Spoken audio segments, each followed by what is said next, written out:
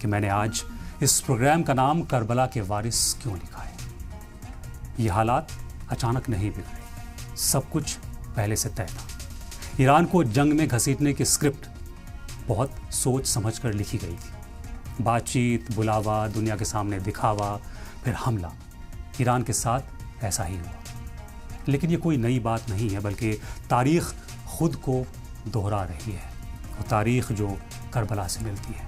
तारीख गवाह है, जब भी हक़ की आवाज़ बुलंद हुई, उसे पहले बुलाया गया, फिर उसे अकेला छोड़ा गया, फिर उसके खून से ज़मीन रखी गई। आज हम आपको 1400 साल पहले पीछे लेकर चलते हैं और सवाल आज के हालात पर करेंगे। हुसैन इब्न अली, मोहम्मद साहब के नवासे, करबला आए नहीं थे, उन्हें बुलाया गया था। कूफा से ख़त आए, सैकड़ों नहीं हज़ारों ख़त आए, हुसैन आ जाइए, हम आपके साथ हैं। लेकिन जब वो मदीना से चले तो रास्ते में वफ़ा नहीं, सिर्फ सियासत में बैत का दबाव आया।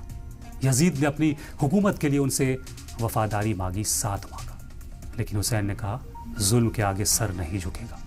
और फिर करबला में वो हुआ जिसने इंसानियत को हमेशा के लिए दो हिस्सों में बांट दिया। एक तरफ ताकत, दूसरी तरफ हक। आज 1400 साल बाद तारीख फिर से उसी मोड़ पर खड़ी है। कहा गया आइए बातचीत करें, पैगाम भेजे गए, सफ़ीर बुलाए गए, डायलॉग की मेज़ सजाई गई। लेकिन क्या हुआ? क्या वादा निभाया गया या फिर वही पहले बुलाओ, फिर दबाव बनाओ, फिर घेर लो? आयतुल्लाह सैयद अली ख़ामेनी के साथ ऐसा ही हुआ।